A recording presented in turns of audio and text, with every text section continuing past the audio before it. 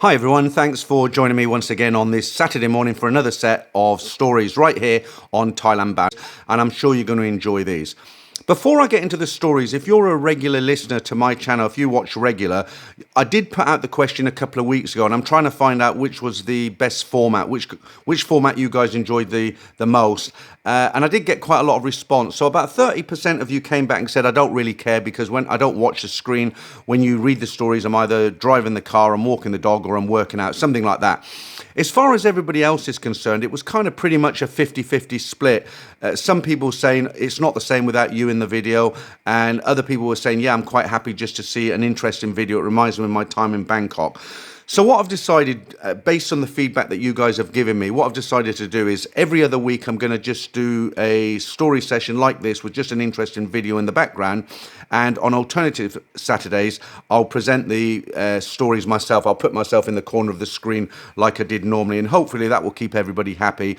And yeah, let's get straight into story number one.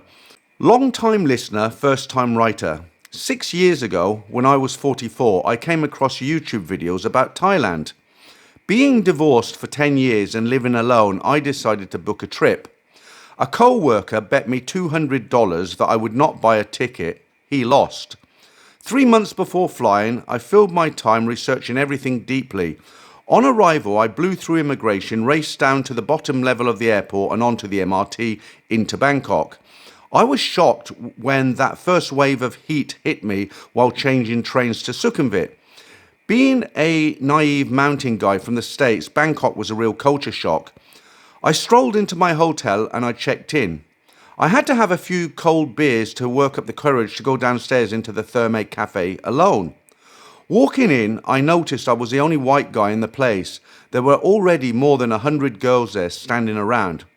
I was a bit insecure to immediately go up to the most attractive girl. I read that a lot of the stunners down there do not go with white guys. They are looking to hook up with Korean or Japanese guys.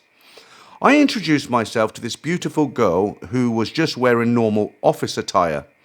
She spoke excellent English and we made great conversation.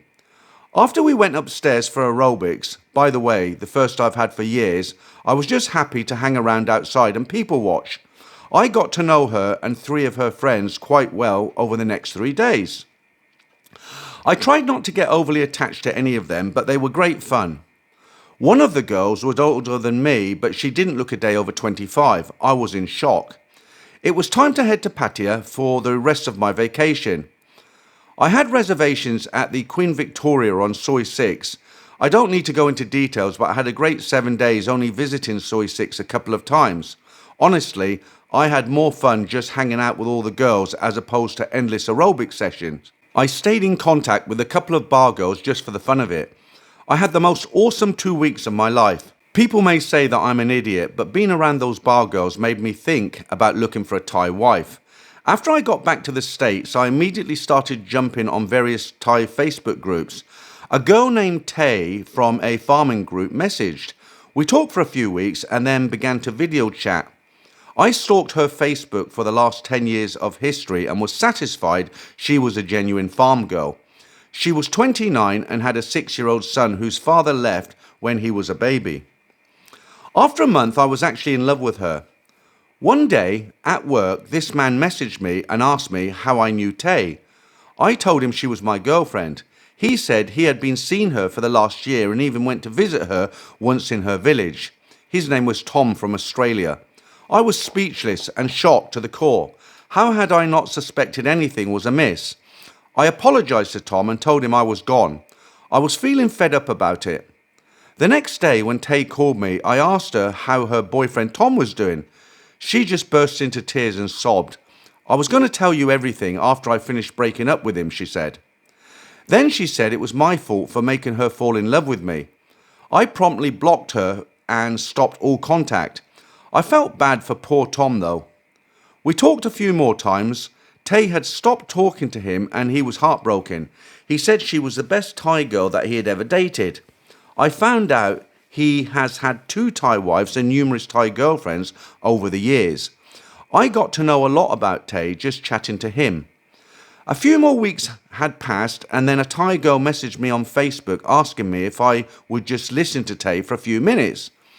I said okay, and then the phone immediately rang. Surprisingly, she wasn't crying and calmly asked to talk with me. Her English is good, that being the main suspicion that she may have been a former bar girl. But she was in a pharmacy program in a university for 2 years and studied her whole life. She had to quit because her family could no longer afford it. We talked and she told me it was not her intention to fall in love with me and she was honestly just interested in being friends. She confessed that she just wanted to marry Tom to get out of Thailand and better her future, and that's when I came along. Being younger and more handsome, haha, and probably better off financially. I did completely understand. She showed me screenshots of past conversations with her friends about her needing to tell me about Tom, which I translated, and it checked out. She even let me log into her Facebook so I could look at all her conversations with Tom and her friends. She just asked me to give her one chance and to meet her one time. So I went against my better judgment and said okay. I even told Tom not to rub salt in his wounds, but to just be honest with the man. He rightfully cursed me out and said good luck. 2 months later, I took a vacation and I was off to meet Tay at the airport. Upon spotting me at the airport, she just ran towards me, threw her arms around me and started sobbing. I had asked her to bring her son with her, just to see what kind of a mother she was. She passed the first of many tests by telling me no. I interacted with him a lot during our video chats and tried to teach him English. I realized that I really wanted her to bring him just to give them a nice vacation from the countryside. She eventually gave in and brought him.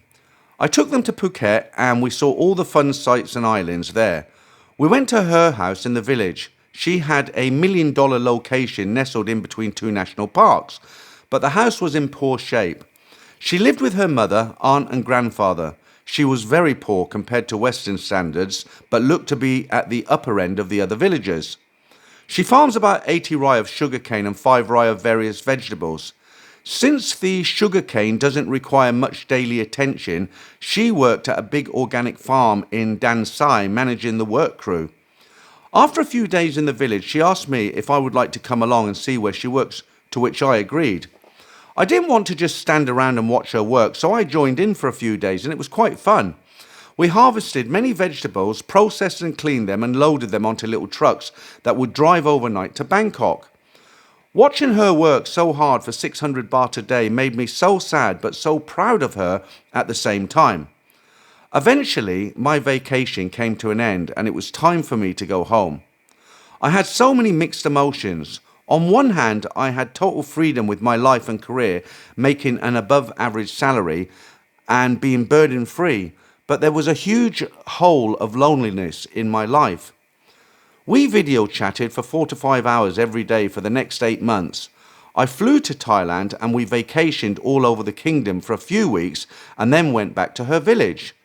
We had talked beforehand about marriage, but I never actually proposed. I just blurted it out one morning that we should get married before I go back to America. We made a quick trip to Bangkok to get some paperwork from the embassy and went back to her village to get married. I fell in love with her village, family and friends, and I knew I wanted to spend my life here. The night before we went to get a legal marriage at the local office, and I started to get cold feet. I started crying and she was crying, and I told her I was scared to fail at marriage again. She understood and said we could wait. Her, not pressuring me, pushed me over the edge to get it done. I went back to America once again. I started all the immigration paperwork and the waiting began. It would take about 1.5 years to get it all finished. I planned one more trip to Thailand before her and her son would be able to come to America, and then COVID hit and shut everything down. We were strong and a year later she came to join me. Picking her up at the airport was magical. It was her childhood dream to see the Golden Gate Bridge, so I took her there before our flight to my home. It was a huge culture shock for her and her son at first, but they adjusted well. I took a month off work to help ease her into the transition. She immediately wanted to go to work so she could help her family. She got a job at a cheese factory where I also worked.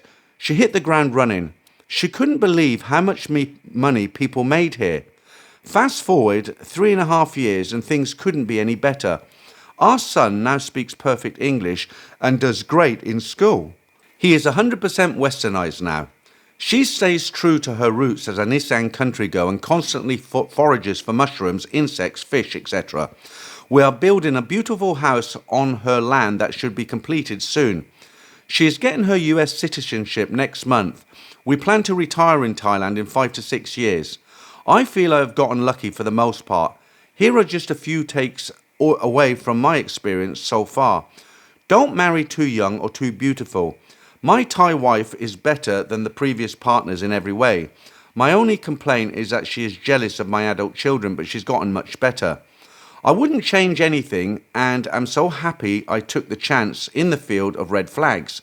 Thailand is truly a magical place, and I encourage all of my friends to go over and have some fun at first and then try and meet someone good. So that's quite a nice story, isn't it? He goes over and he meets a girl, and a little bit suspicious in the beginning there, but it all worked out, and hopefully once she gets her citizenship, she'll still be around. Right, okay, let's jump straight into story number 2. One of the worst scenarios you can think of happened to me last month in Phuket. Losing your phone. As well, we all know nearly everything in our lives now depends or is linked to our phones. Without your phone and access to your banking apps, airline apps, with saved tickets, etc., you are basically cut off and not going anywhere. The banking apps are locked down to a registered device, and to use many credit cards now, you need to validate a purchase online via the apps. Even if you use credit cards on a desktop internet connection, many banks require you to have access to your phone to validate a transaction via the app. I foreseen this event years ago, and while hoping it would never happen, planned for it, and thanks to that planning, recovered from it with a bit of luck in under 30 minutes. You may know on all Apple devices there is an app called Find Me. Any of your registered devices can see any of the other devices, whether they be phone, tablet or notebook. How did my horror scenario arrive? I was coming back through Patong on Phuket as a passenger on a motorbike with shopping and a money pouch around my neck. The pouch contained my main iPhone with all those essential apps. After finishing in town, I made my way back to my room on a motorbike. Arriving at my room, I turned on the air conditioning, put the shopping bag down, but could not find my phone. I thought perhaps it fell into my shopping bag when I put it down. No problem. All I had to do was open the safe and get out the backup iPhone. Open it, Find Me app to see where my main phone was. Shock horror, it's certainly not in my room. Find Me shows my main iPhone laying back on that busy road somewhere. It must have bounced out of my money pouch. After the initial panic, I was out the door like a lightning bolt to get a motorbike ride to look for the dropped iPhone. The problem is the road system is basically one way, so I had a good distance to cover, almost 3 sides of a rectangle. As I drove away from the hotel, my backup phone's internet and the Find Me app died. I had not purchased an internet pack for it, and once away from the free hotel Wi-Fi, it cut out and did not have an exact fix on where the main phone was hopefully sitting. No time to go back to the hotel, as I am on a one-way road system and have to drive a good few kilometers of that rectangle. I decided I would find Wi-Fi on my way once I was on the big road where my iPhone was detected. Once on the big road, I saw a luxury hotel which surely had Wi-Fi, but it was on the opposite side and the traffic was fast and dense in both directions. Parking to the side, I diced with death to cross over to the hotel. They had me connected to Wi-Fi immediately, and I got a fix on the Find Me app of my iPhone. Apparently still there, the clock is ticking. It must have been there for at least 20 minutes now. The Find Me app indicated my main iPhone was located a long way down the road, but fortunately next to 2 landmarks, a medical centre and a restaurant. I dodged cars again to get back to my transport and drove fast to the location. I got off and ran around looking at the road surface but saw nothing. Then I heard a voice from the opposite side of the road yelling, "Mister, phone, phone," and waving at me. He was a motorbike taxi driver waiting by his stand on the opposite side. I dodged cars a third time, crossing on foot through drivers with no desire to slow down. I went over to him. He told me a story in reasonably good English about how he saw a phone fall out from a passenger on a motorbike, and then a motorbike coming behind stopped to pick it up. I was puzzled as finally still had my phone at the general location, and I was worried that I would be told he saw someone drive off with my phone. He told me he went across the road, and when he saw that phone on the other motorbike driver had picked up, he saw the phone had a sticker in the transparent phone cover with a foreigner's name, email and phone number. This motorbike taxi driver said to the rider who had picked up my phone, "That phone is not yours, that is a foreigner's name." Then with a smile, he pulled my iPhone from his side pocket.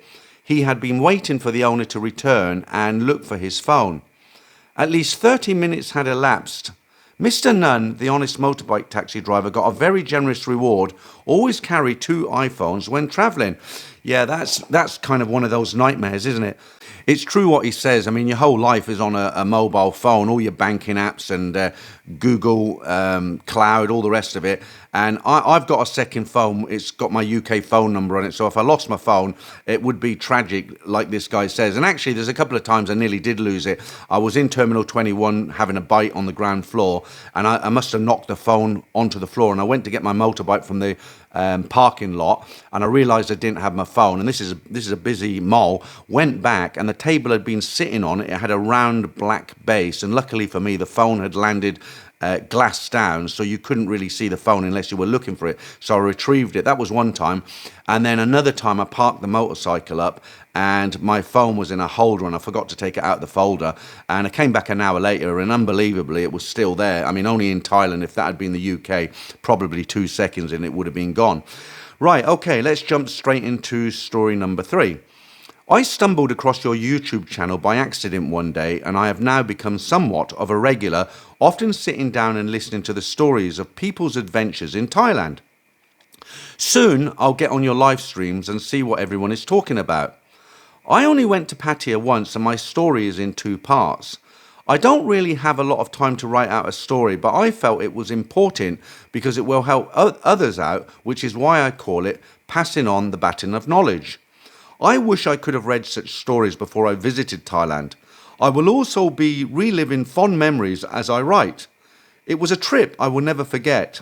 About 25 years ago, my boss at the time used to speak about Pattaya. I remember he used to go to China on a buying trip once every year, and a friend he went with had taken him to Pattaya on the way back and introduced him to everything Pattaya had to offer. I never really thought much of it at the time, and I only got a very brief explanation of what happened. The place didn't sound that exciting to me at the time. I had other interests. Fast forward exactly 20 years to 2016, and I was working in a remote location with this guy that I had befriended, and we got along well. This guy had now passed away, so it makes our trip extra special, and this will be something I will always have to remember. He said to me one day, "Let's book a trip to Thailand." Visiting Thailand was not something that had crossed my mind in the past. I mean, it'd never been discussed with my friend. I thought about it for a while and thought, hey, why not? Let's visit Thailand.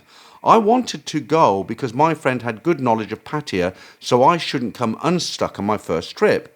I highly doubt I would have been brave enough to make this trip on my own had I not been with somebody who was familiar with Pattaya. I think the language barrier would have knocked my confidence, but I didn't know it then. Just about everybody in Pattaya speaks very good English anyway, and that includes most of the bar girls. We booked the tickets and accommodation through the internet. It was the first time I booked accommodation using the internet, as I'm not a big traveller. 7 days in Pattaya, staying just off the second road, and 2 days in Bangkok, staying at the Warraberry Hotel on Sukhumvit Soi 4. My friend was so excited and reassured me that I was going to love it, and as it happened, I really did love it. We flew into Bangkok and my friend showed me how to negotiate a fixed rate to Pattaya with a taxi driver, and then we were on our way. As we came into Pattaya, I saw my first ever BART bus and couldn't believe school kids were riding to school in the back of an open pickup truck. I also started to see the many scooters with kids in front and back. It was really an experience to see how different everything is. Once we had booked into our hotel, I went straight to Beach Road and straight to McDonald's, and I had a large cappuccino. I can still remember it was 125 baht in 2016. As I sat down, I thought this is going to be a cheap holiday, but when I did the maths at 25 baht to $1 Australian, I worked out I had just paid $5 for a large cappuccino, which at that time was more expensive than Australia. I thought there must be some mistake, but I learnt my first important lesson. There is two currencies in Pattaya, the tourist dollar and the local baht. I only bought 3 coffees the whole time I was in Thailand, and I avoided McDonald's from then on. I found it offensive that in a country where the income can be so low, tourists sit in places that most local people could not afford to eat at. I used to walk through Central Festival and come out the other end because it was easy access to the beach and was air conditioned, but I found the place depressing, being such a fancy and expensive place that only some could ever afford to buy products in this mall. I then did what anyone could do. I discovered a little lady at a street cart just outside our hotel who made nice meals, and I sought out the local 7-Eleven. Both became my food hangouts. There was a whole variety of street carts in nearby streets, but I just could not bring myself to even try what they had on offer, as they did not look as nice as the one just outside of my hotel. Once I had established myself with this lady, I stayed with her for the rest of my trip. My first experience with the local ladies was actually my friend's encounter. One evening, when me and my friends were walking along the beach road, I was walking behind him, and this girl came up from behind my friend and took his arm and started to walk beside him, chatting as they went along. At the time, I can remember being offended, but she was older and I didn't think she was all that attractive, and the fact that she had just come up and approached us in this way was not polite. I thought, I don't want to be put in a similar situation. My friend was more than 10 years older than me, so I guess he was looking through different eyes. I sort of didn't really even want to talk to her, so I just kept walking along and looking at all the sights along the beach road. As it turned out, this girl worked her magic on my friend, and before I knew it, he had come to an arrangement with her to hang out with her for an entire week. I felt compelled to write this story because I assumed wrongly. I didn't want regular company, and so I only hung out with girls on the odd night and actually hung around with my friend and his new girl, which they did not mind, and she actually turned out to be a tremendously nice person. I fully understand that these girls are working at the end of the day to send money back to their families, but I was very surprised at how nice they can be towards us. They really make you feel welcome. No wonder Pattaya is so popular with guys. I can remember one day she took us up all these back alleys and we ended up in some market that you could never have found unless you lived there.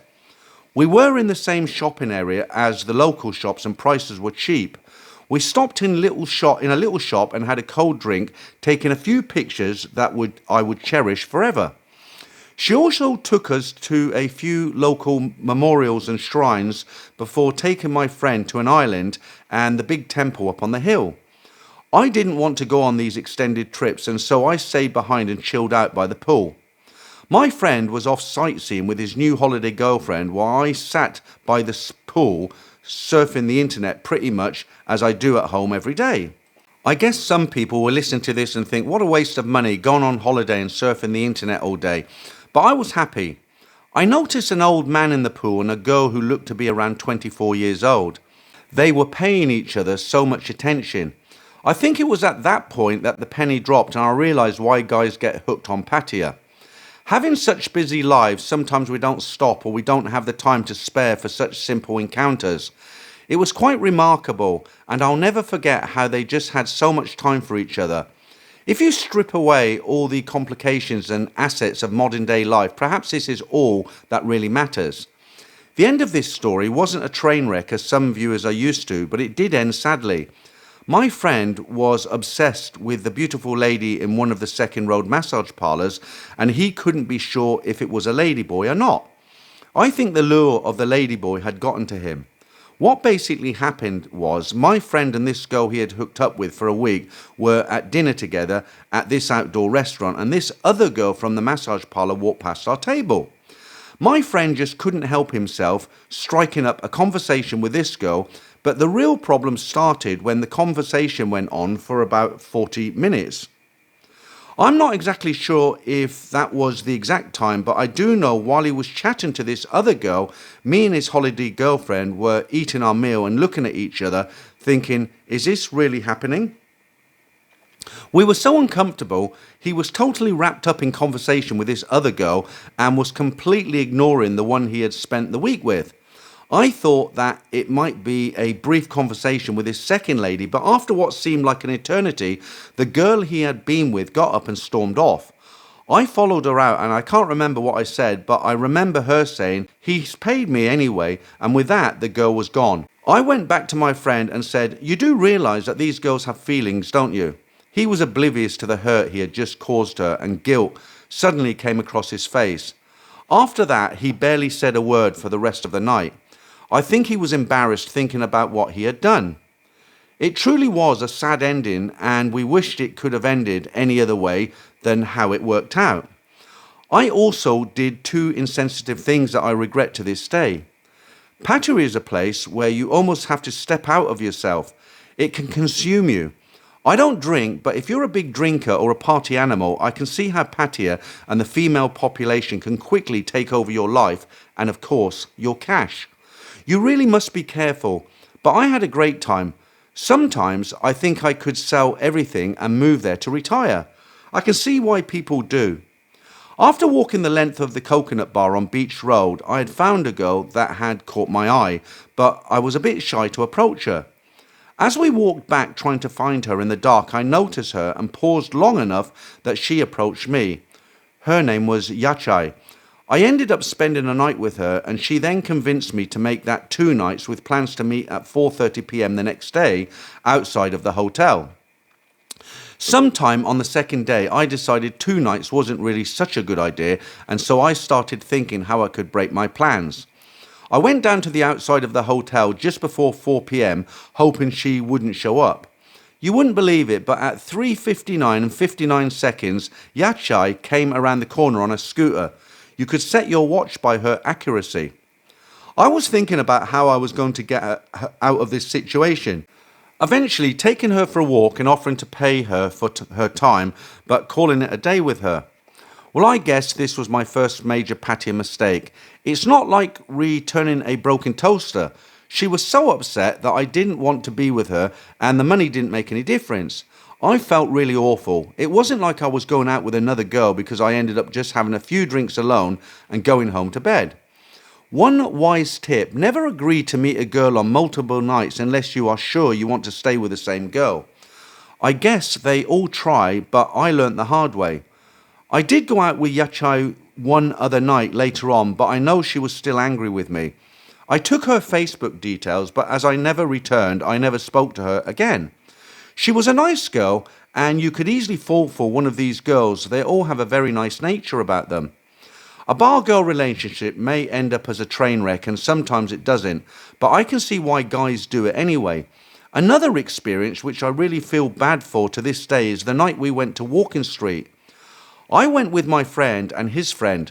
The second friend knew exactly what bars to go to and how long to stay. In fact, he knew every trick in the book, and this is the value of having someone pass on their knowledge to a first-time visitor to Pattaya. As the night wore on, I got progressively more intoxicated until we ended up at our last bar, where this tiny and beautiful girl came up and sat next to me. It was decided she would return with me to the hotel, and I could not have been happier. We went and had a quick bite to eat before turning up at the hotel for what I thought was going to be the best night of my trip.